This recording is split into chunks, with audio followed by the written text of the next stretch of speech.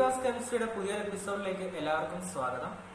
ഈ ഒരു വീഡിയോയിൽ നമ്മൾ ഡിസ്കസ് ചെയ്യാൻ പോകുന്നത് ഒരു മൂലകത്തിന്റെ ഇലക്ട്രോണിക് കോൺഫിഗറേഷനിൽ നിന്നും അതിന്റെ ബ്ലോക്ക് എങ്ങനെ കണ്ടുപിടിക്കാം, അതുപോലെ തന്നെ ആ മൂലകം ഉൾപ്പെടുന്ന പീരീഡ് ഏതാണ് എന്നെങ്ങനെ കണ്ടുപിടിക്കാം, അതിനോടൊപ്പം തന്നെ ഓരോ മൂലകത്തിന്റെയും ബ്ലോക്ക് വൈസ് റെപ്രസെന്റേഷൻ പീരിയോഡ് ടേബിളിലെ എസ്, പി, ഡി, എഫ് എന്നീ 4 ബ്ലോക്കുകളെ കുറിച്ചുള്ള എക്സ്പ്ലനേഷനും ഉണ്ടായിരിക്കുന്നതാണ്. ഫ്രണ്ട്സ്, നമുക്ക് പീരിയോഡിക് ടേബിളും അതിലെ ബ്ലോക്കുകളെയും കുറിച്ച് പരിചയപ്പെടാം. പീരിയോഡിക് ടേബിളിനെ കുറിച്ച് നിങ്ങൾ നേരത്തെ പഠിച്ചിട്ടുള്ള കാര്യമാണ്. അതെ, കുറെ മൂലകങ്ങളെ, ഇതുവരെ കണ്ടുപിടിക്കപ്പെട്ട മൂലകങ്ങളെയെല്ലാം അതിന്റെ അറ്റോമിക് നമ്പറിന്റെ ആവർത്തന ക്രമത്തിൽ അല്ലെങ്കിൽ അറ്റോമിക് നമ്പർ കൂടി വരുന്ന ക്രമത്തിൽ അറേഞ്ച് ചെയ്ത് വെച്ചിരിക്കുന്ന ഒരു സ്ട്രക്ചറാണ് പീരിയോഡിക് ടേബിൾ എന്ന് പറയുന്നത്. ഇപ്പോൾ ഏകദേശം 118ഓളം മൂലകങ്ങളെ അറേഞ്ച് ചെയ്ത് വെച്ചിട്ടുണ്ട്. അതിൽ കൂടുതൽ മൂലകങ്ങൾ കണ്ടുപിടിക്കപ്പെട്ടിട്ടുണ്ട്. എന്നാൽ ഈ പീരിയോഡിക് ടേബിളിലെ 118ഓളം മൂലകങ്ങളെ പ്രധാനമായിട്ടും 4 ബ്ലോക്കുകളായിട്ടാണ് തിരിച്ചിരിക്കുന്നത്. പ്രധാനമായിട്ടും 4 ബ്ലോക്കുകളാണ് ഈ പീരിയോഡിക് ടേബിളിലെ മൂലകങ്ങളെ വർഗീകരിച്ചിരിക്കുന്നത്. ആ 4 ബ്ലോക്കുകളെ നമുക്ക് പരിചയപ്പെടാം. ഒന്നാമത്തെ ബ്ലോക്കാണ് എസ് ബ്ലോക്ക്, രണ്ടാമത്തെ ബ്ലോക്കാണ് പി ബ്ലോക്ക്, മൂന്നാമത്തെ ബ്ലോക്കാണ് ഡി ആൻഡ് 4ാമത്തെ ബ്ലോക്കാണ് എഫ് ബ്ലോക്ക്. അതെ, സബ്ഷെല്ലുകളെ പോലെ തന്നെ, സബ്ഷെല്ലുകളുടെ ആ ഒരു നെയിമിംഗ് പോലെ തന്നെ 4 ബ്ലോക്കുകളായിട്ടാണ് പീരിയോഡിക് ടേബിളിനെ തരംതിരിച്ചിരിക്കുന്നത്. എസ് ബ്ലോക്ക് മൂലകങ്ങൾ, പി ബ്ലോക്ക് മൂലകങ്ങൾ, ഡി ബ്ലോക്ക് മൂലകങ്ങൾ, അതുപോലെ തന്നെ എഫ് ബ്ലോക്ക് മൂലകങ്ങൾ. ഈ ഓരോ തരം മൂലകങ്ങളെയും ഈ ഓരോ തരം ബ്ലോക്കുകളെയും നമുക്ക് പരിചയപ്പെടാം. പീരിയോഡിക് ടേബിൾ എടുക്കുകയാണെങ്കിൽ അതിൽ നിങ്ങൾക്ക് കുറെ വരികളും നിരകളും ഒക്കെ കാണാനായിട്ട് സാധിക്കും. കുറെ ഹൊറിസോണ്ടൽ റോസും വെർട്ടിക്കലായ കോളംസും ഒക്കെ നിങ്ങൾക്ക് പീരിയോഡിക് ടേബിളിൽ കാണാനായിട്ട് സാധിക്കും. ഇതിൽ പ്രധാനമായും 18ഓളം ഗ്രൂപ്പുകളും 7ഓളം പീരീഡുകളും കാണപ്പെടുന്നു. ഇതെന്താണ് എന്നതിലേക്കാണ് ഞാൻ വരുന്നത്. പീരിയോഡിക് ടേബിളിനെ പ്രധാനമായും 2 സെക്ഷനായി തിരിച്ചിരിക്കുന്നു. അതിനെ വർഗീകരിക്കാൻ ഉപയോഗിക്കുന്ന 2 പേരുകളാണ് ഗ്രൂപ്പ് ആൻഡ് പീരീഡ്. ഗ്രൂപ്പും പീരീഡും.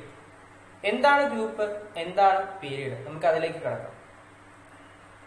ഇപ്പോൾ പറഞ്ഞതുപോലെ കുറെ വരികളും കുറെ നിരകളും പീരിയോഡിക് ടേബിളിൽ നമുക്ക് കാണാനായിട്ട് സാധിക്കും. ഇതിൽ കാണപ്പെടുന്ന ഹൊറിസോണ്ടൽ റോസിനെ നമ്മൾ വിളിക്കുന്ന പേരാണ് പീരീഡുകൾ. ഹൊറിസോണ്ടൽ റോസിനെ നമ്മൾ വിളിക്കുന്ന പേരാണ് പീരീഡുകൾ.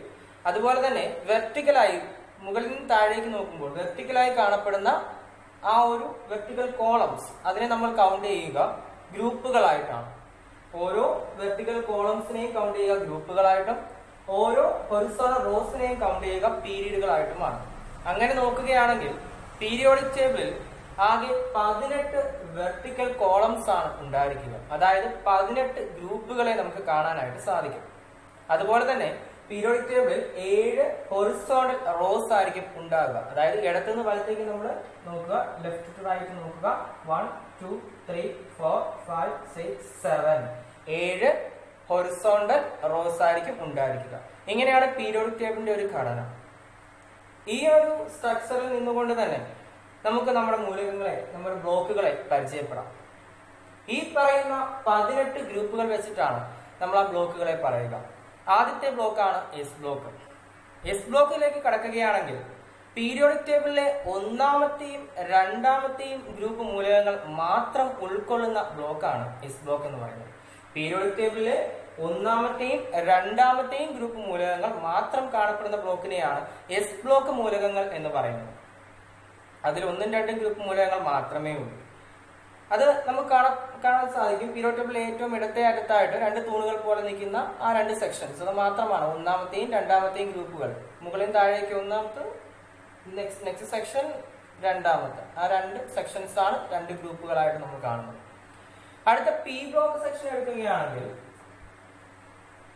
13ാമത്തെ ഗ്രൂപ്പ് മുതൽ 18ാമത്തെ ഗ്രൂപ്പ് വരെയുള്ള മൂലകങ്ങളെയാണ് നമ്മൾ പി ബ്ലോക്ക് മൂലകങ്ങൾ എന്ന് വിളിക്കുക. 13ാമത്തെ ഗ്രൂപ്പ് എന്ന് പറയുമ്പോൾ നമുക്കറിയാം പീരിയോഡിക് ടേബിളിന്റെ സ്ട്രക്ചർ എന്ന് പറയുന്ന ആദ്യത്തെ ഒരു 2 പ്രൊജക്ഷൻസ് ഉണ്ട്, പിന്നെ ഒരു താഴ്ന്ന സ്ഥലമാണ്.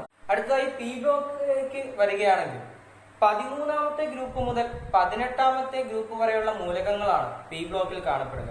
അതായത് അടുത്തൊരു സെക്ഷനാണ് പി ബ്ലോക്ക് എന്ന് പറയുന്നത്. എസ് ബ്ലോക്ക് എന്ന് പറഞ്ഞാൽ ആദ്യത്തെ 1-2 ഗ്രൂപ്പ് മൂലകങ്ങൾ മുകളിലേക്ക് ഉയർന്നു നിൽക്കുന്ന 2 തൂണുകൾ പോലെ പീരിയോഡിക് ടേബിളിൽ കാണപ്പെടുന്ന ആ ഒരു സെക്ഷനാണ്. അത് കഴിഞ്ഞാൽ പിന്നെ ഒരു തടമാണ്, ഇറങ്ങിയ സ്ഥലമാണ്.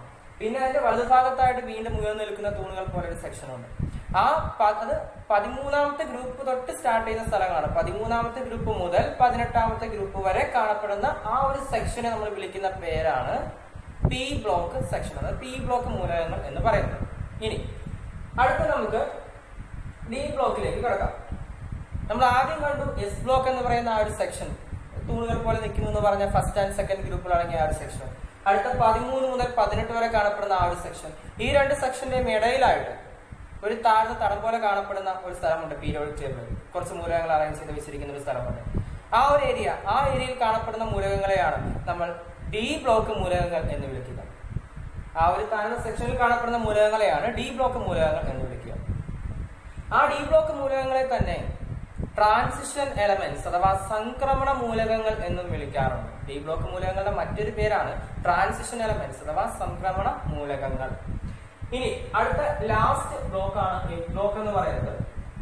നമുക്കറിയാം പീരിയോഡിക് ടേബിളിൽ ഏറ്റവും താഴെയായി 2 സെക്ഷൻസ് സെപ്പറേറ്റ് ചെയ്ത് കിടക്കുന്നതായിട്ട് കാണാം. 2 സെക്ഷൻസ് ഉണ്ട്, അവർക്ക് പേരുമുണ്ട്, ലാന്തനോഡുകൾ, ആക്റ്റിനോഡുകൾ, അങ്ങനെ 2 സെക്ഷൻസ് സെപ്പറേറ്റ് ചെയ്ത് കിടക്കുന്നത് കാണാം. പീരിയോഡിക് ടേബിളിലെ 6ാമത്തെയും 7ാമത്തെയും പീരീഡുകളായിട്ടാണ് അവ കാണപ്പെടുന്നത്. പീരിയോഡിക് ടേബിളിലെ 6ാമത്തെയും 7ാമത്തെയും പീരീഡുകൾ ഏറ്റവും താഴെ 2 സെപ്പറേറ്റ് സെക്ഷൻസ് ആണ്.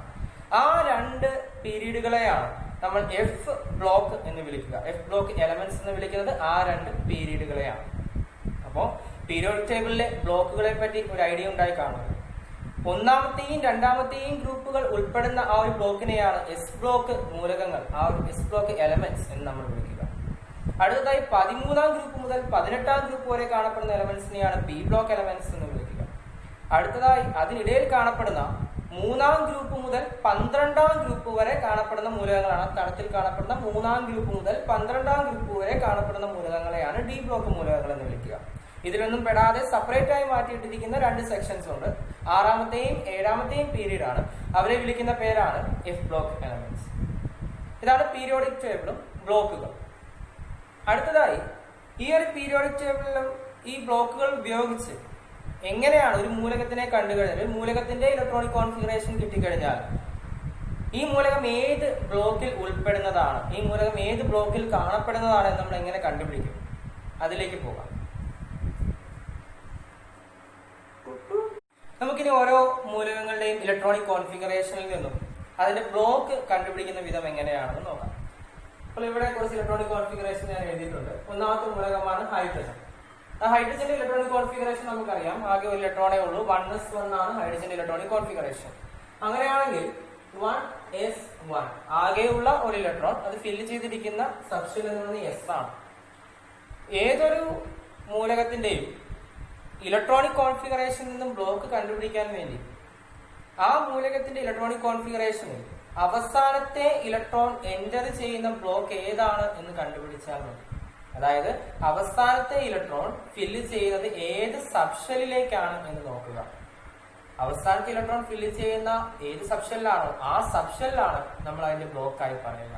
നമുക്ക് നോക്കാം. അങ്ങനെയാണെങ്കിൽ ഇവിടെ ആകെ ഒരു ഇലക്ട്രോണേ ഉള്ളൂ. ആ ഒറ്റ ഇലക്ട്രോൺ എൻ്റർ ചെയ്യുന്ന സബ്ഷെൽ എസ് തന്നെയാണ്. അങ്ങനെയാണെങ്കിൽ ഹൈഡ്രജൻ എന്ന് പറയുന്നത് എസ് ബ്ലോക്ക് മൂലകമാണ്. നമുക്ക് അറിയുകയും ചെയ്യാം, പീരിയോഡിക് ടേബിൾ എടുത്തേറ്റവും ഏറ്റവും മുകളിൽ 1ാമത്തെ കാണപ്പെടുന്ന മൂലകമാണ് ഹൈഡ്രജൻ. എടുത്ത സൈഡാണ്, ഫസ്റ്റ് ആണ്, അത് എസ് ബ്ലോക്ക് തന്നെയാണ്, ഉറപ്പാണ്. അടുത്തതായി നമുക്ക് ലിഥിയം എന്ന മൂലകത്തിലേക്ക് നോക്കാം. അതിന്റെ ഇലക്ട്രോണിക് കോൺഫിഗറേഷൻ നമ്പർ 3 ആണ്. ഇലക്ട്രോണിക് കോൺഫിഗറേഷൻ 1s2 2s1 ആണ്. 2 1 3 ഇലക്ട്രോണുകൾ. അതിലെ അവസാനത്തെ ഇലക്ട്രോൺ എൻ്റർ ചെയ്തിരിക്കുന്ന സബ്ഷെൽ എന്ന് പറയുന്നത് എസ് തന്നെയാണ്. അതുകൊണ്ട് തന്നെ ലിഥിയം എന്ന് പറയുന്നതും എസ് ബ്ലോക്കിൽ പെടുന്ന ഒരു മൂലകമാണ്. ബ്ലോക്ക് എങ്ങനെയാണ് കണ്ടുപിടിക്കുക എന്ന് നമ്മൾ മനസ്സിലായി കാണും. അതിനോടൊപ്പം തന്നെ ഒരു ചെറിയ കാര്യം കൂടെ പറഞ്ഞു.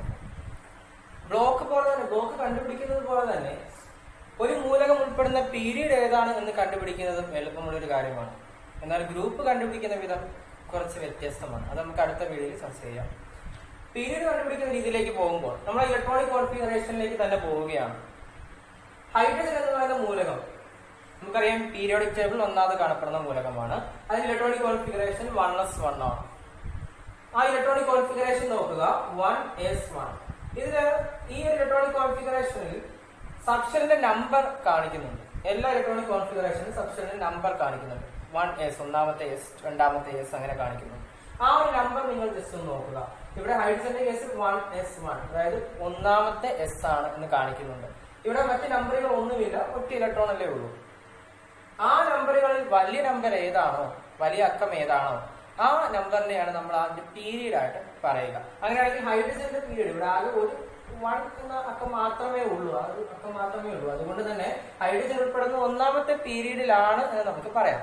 അടുത്തതായിട്ട് ലിഥിയം എന്ന മൂലകം എടുക്കുകയാണെന്നുണ്ടെങ്കിൽ 1s2 2s1, അതായത് രണ്ടാമത്തെ S എന്നൊരു ലെറ്റർ, ആ ഒരു നമ്പർ വരുന്നുണ്ട്. അപ്പോ 1, 2 ഈ രണ്ട് നമ്പർ നമ്മൾ നോക്കുകയാണെന്നുണ്ടെങ്കിൽ വലിയ അക്കം എന്ന് പറയുന്നത് 2 തന്നെയാണ്. അങ്ങനെയാണെങ്കിൽ ലിഥിയം ഉൾപ്പെടുന്ന പീരീഡ് എന്ന് പറയുന്നത് രണ്ടാമത്തെ പീരീഡ് ആണ് എന്ന് പറയാം. അതായത് ഇലക്ട്രോണിക് കോൺഫിഗറേഷനിൽ ഷെല്ലിന്റെ നമ്പർ കാണിക്കുന്നതിൽ വലിയ നമ്പർ ഏതാണെന്ന് നോക്കുക, അതായിരിക്കും ആ ഒരു മൂലകത്തിന്റെ പീരീഡ് എന്ന് പറയുന്നത്.